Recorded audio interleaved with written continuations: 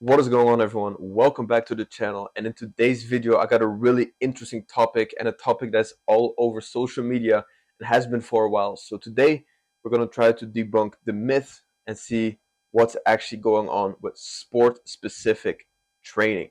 So in this video, we're going to explain what sport specific training is, what you can believe of it, and how you should implement it in your training to elevate your performance.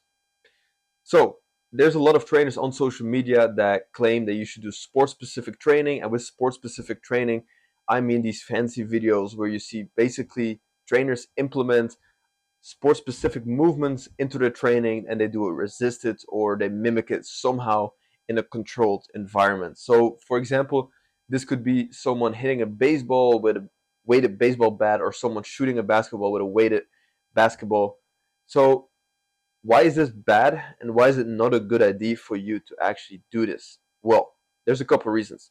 First of all, these sport specific movements are one, not training a general physical quality, meaning if you do this, you're not training your jumping ability, you're not training your speed, your strength, your power whatsoever. Secondly, it is really hard to progressively overload these movements, right? If you shoot a basketball weighted, there is a very low limit on how heavy this basketball can be for you to actually shoot it. Or same with the baseball bat. You're not gonna swing 100-pound baseball bat, right? So you're training from week 1 to week 10, week 15, whatsoever, is not gonna look that much difference because you're gonna hit that ceiling pretty quickly. And lastly, by doing these sport specific movements, you're actually training poor movement efficiency, meaning that if you're going to train these sport specific movements in a controlled setting and resist it, you're actually training poor movements. The quality of your movements is going to be very low, and it's probably going to result in a decrease in skill. If you're going to shoot a weighted basketball all the time, you're not going to get better at shooting the basketball, because now you have this feeling of shooting with a heavy ball, and you're actually going to use different types of movements to get the ball out of your hands into the hoop, or even close to the hoop, right? If it's weighted. So it's going to decrease your skill. It's hard to actually progressively overload. And thirdly, you're not training a general physical quality. Now, on the other side, what does actual sport specific training look like? And I'm talking about actual training that is sport specific and will translate to your sport. Well, when it comes to this, I like to use three general phases in order to make sure that the training that we're doing is sport specific and translates to the athlete's sport. First of all, the first phase is training a general physical quality. So this could be strength, this could be speed, this could be power, whatever it might be.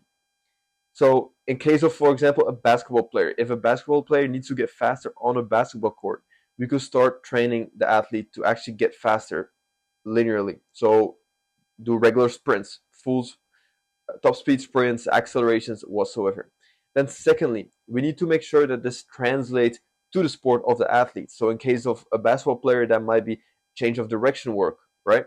Things that translate, qualities that translate. We need to use the general qualities that we built and transfer it to something within the sport.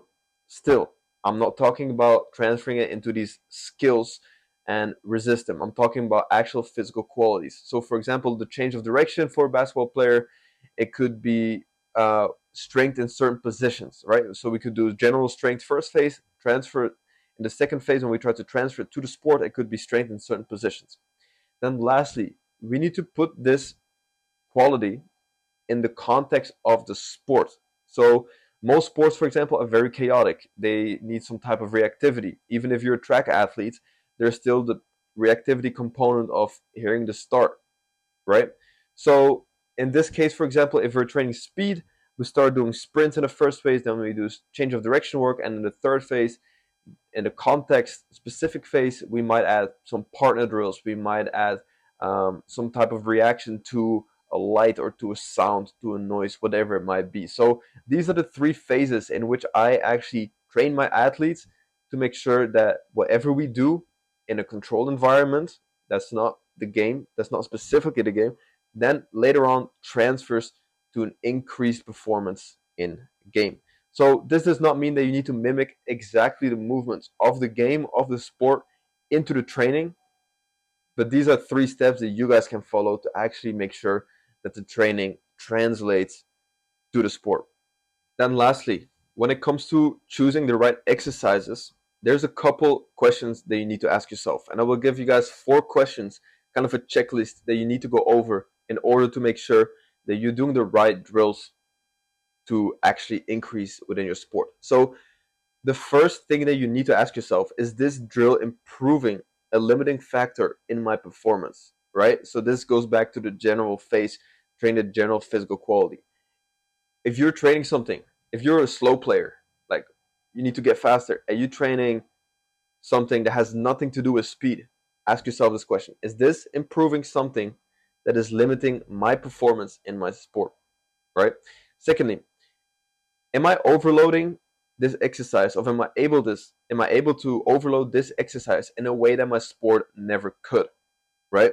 For example, the weight room is a great example. If you need to get stronger, your sport can never get you this strong unless you're a weightlifter.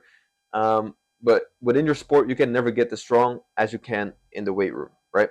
Then thirdly, is it possible with this drill to progressively overload it, to make it harder, to find some type of variations to make it harder and actually get better week by week? Or is this drill just fancy looking and you just do it for the sake of looking good and looking fancy? And then lastly, the fourth question with this: is this drill backed up by the physiological demands by my sport? So basically, is this something that will help you within your sport? And that kind of goes hand in hand with the first question, right? So if you're a basketball player and you're only doing long distance runs for your conditioning, then you're probably not going to get in basketball shape, even though that might be part of a conditioning program. Aerobic base is very important to actually increase your conditioning. But if that's all you're doing in a sport that requires a lot of repeat sprints, you're probably not doing it right, and this is not matching the physiological demands of your sport, in this case, basketball. So that being said, this is a checklist that you guys can go over in order to make sure that you're actually choosing the right drills. I also gave you guys the 3 phases that I use for my athletes to make sure that they're improving their performance in their sport. And if you guys like the video, please like the video. And if you guys are interested in increasing your performance, I have a link down below in the subscription. You guys can actually book a call with me, and I can see if I can personally guide you to actually increase your performance and take your performance in your sport to the next level. If not, thank you for watching, and I will see you guys in the next video.